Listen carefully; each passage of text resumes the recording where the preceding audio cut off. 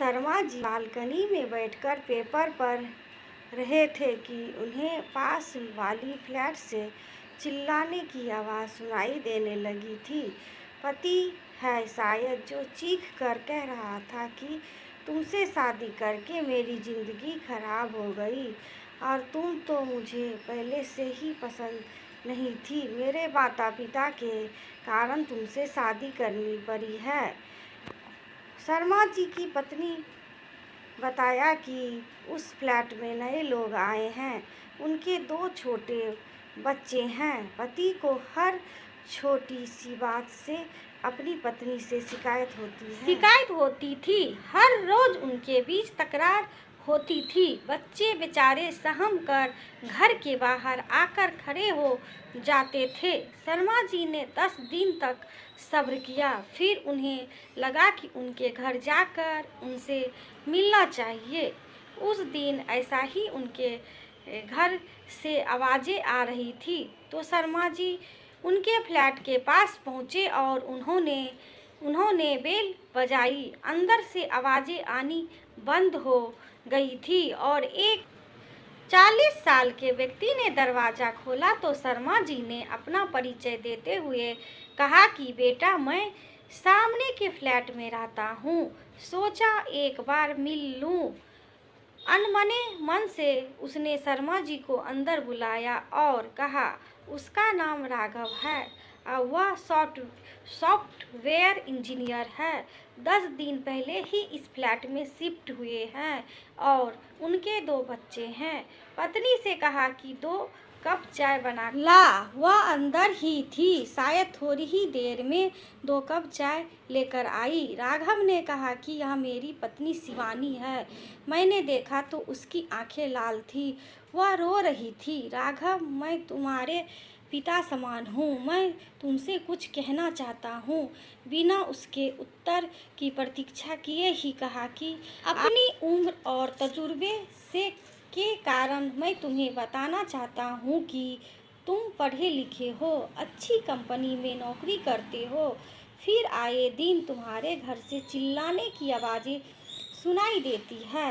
राघव को गुस्सा आ रहा था कि यह कौन होते हैं जो हमारी निजी जिंदगी में दखल अंदाजी करने वाले। शिवानी अंदर से सोच रही थी कि हम इनकी इसी तरह के चिल्लाने की आदत के कारण कितने घर खाली किए हैं। अब फिर घर ढूंढने की नौबत आ गई है। शायद शर्मा जी की बातों पर राघव को गुस्सा आ तो रहा था, परंतु मालूम नहीं वह उन्हें जवाब नहीं दे पा रहा था।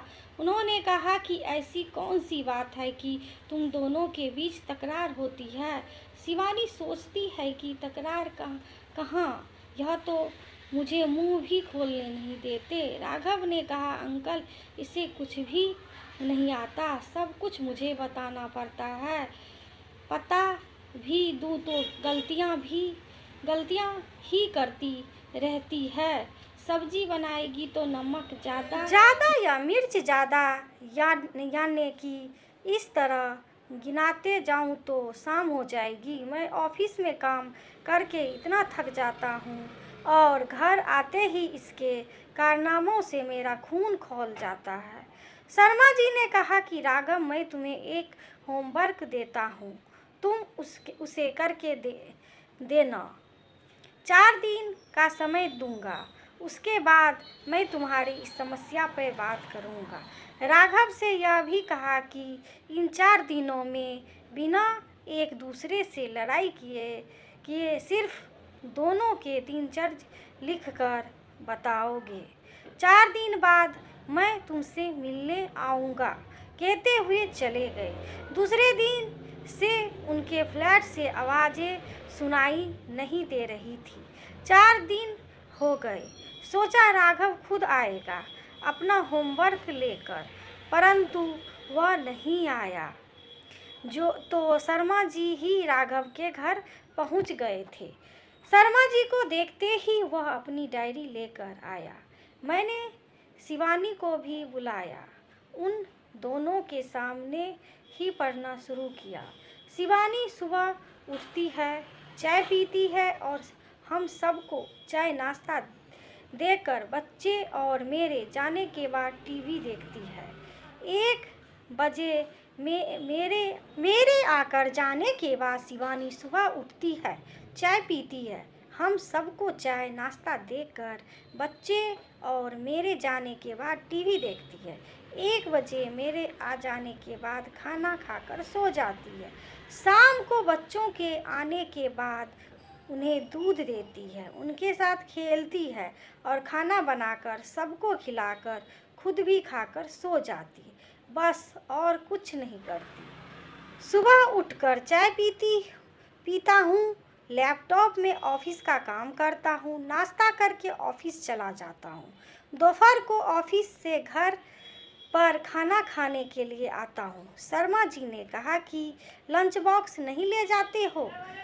राघव, नहीं, मेरा ऑफिस पास में ही है, इसलिए दोपहर को खाना खाने आ जाता हूँ। बच्चों का स्कूल भी नज़दीक ही है, वे भी लंच बॉक्स नहीं ले जाते हैं। घर पर आता हूँ, शिवानी जो भी बना देती है, खाकर थोड़ी देर आराम करके फिर ऑफिस जाता हूँ।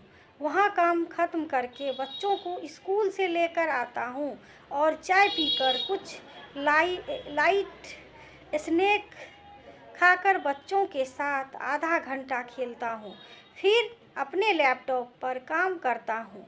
9 बजे तक खाना खाकर थोड़ी देर टीवी देखकर सोने के लिए चला जाता हूँ। देखिए मुझे कितना काम करना पड़ता है। मेरे जाने के बाद उसके पास काम ही नहीं रहता। शर्मा जी ने कहा कि ओह, सही बात है। सुबह दूध कौन लाता है? शिवानी ही ले आती है, क्योंकि पैकेट लाकर देने के लिए 15 रुपए लेता है। मैंने ही कहा है कि मॉर्निंग वॉक हो जाएगा और दूध भी घर पर आ जाएगा। घर का सामान ऑफिस से आते समय ले लेता हो। अरे मुझे कहाँ समय मिलता है, शिवानी ले आती है। सब्जियां तो लाते होगे, कहा शर्मा जी ने। वह भी शिवानी लाती है। सुबह का नाश्ता वही बनाती है, सुबह शाम का खाना वही बनाती है। बच्चों का लंच बॉक्स मेरे आने के पहले स्कूल में देकर आती है। राघव, काम वाली बाई है आपके घर में, कहा शर्मा जी। कितने पैसे मांगते हैं? कि बस मैंने ही कहा है कि तुम घर पे ही रहती हो, हमारे जाने के बाद कर लिया करो। तो बर्तन झाड़ू पोछा शिवानी कर लेती है। हाँ, कपड़े मशीन में डालकर सुखा लेती है। शर्मा जी ने कहा कि राघव, तुम ऑफिस में एसी में बैठकर काम करते हो, शिवानी तुम्हारे घर के पूरे काम करती है। कभी तुम ऑफिस से आए और घर गंदा दिखाई दिया? बच्चों को होमवर्क कराना, उन्हें पढ़ाना, यह तो भी शिवानी ही करती है। तुमने तो ऐसे लिखा था जैसे कि वह सिर्फ खाती पीती और सो जाती है, परंतु तुम्हारे पीठ पीछे तुम्हारे पूरे घर बच्चों को संभाल रही है। वे खुद पढ़ी लिखी है, परंतु नौकरी नहीं कर रही है, क्योंकि उसे घर संभालना है। राघव, पुरुष अहंकार का पर्दा तुम्हारी आंखों पर पड़ा हुआ है, उसे हटाओ और देखो। पति पत्नी गाड़ी के 2 पहियों के समान है, दोनों से ही गृहस्थी चलती है। तुम कमाते हो तो वह घर संभालती है, उसे कभी नीचे मत दिखाओ। वह तुम्हारी संगनी है, साथी है, प्यार दोगे तो खुश रहोगे। उनकी बातों को सुनकर राघव को अपनी गलती का एहसास हुआ और उसने शर्मा जी के सामने ही शिवानी से माफ़ी मांग ली। शर्मा जी खुश थे कि उन्होंने एक परिवार को टूटने से बचा लिया है। दोस्तों, पति पत्नी के बीच को इतना मत बढ़ाओ कि मन में कड़वाहट आ जाए। रहीम जी सही कहते हैं कि रहीमन, धागा प्रेम का मत तोड़ो चटकाए, टूटे से फिर न जुड़े तो गांठ पड़ जाए। आशा करती हूँ कि ये कहानी आप सभी को पसंद आई होगी। यदि पसंद आए तो लाइक करिए, सब्सक्राइब करिए दोस्तों, शेयर करिए। वीडियो को पूरा देखिए दोस्तों, फिर कहानी के बारे में पता चलता है। और बेल आइकन ज़रूर दबा लेना, जिससे मेरी वीडियो की नोटिफिकेशन आपके पास पहुंचे, आप वीडियो देख सको। वीडियो देखने के लिए आप सभी दोस्तों का थैंक यू।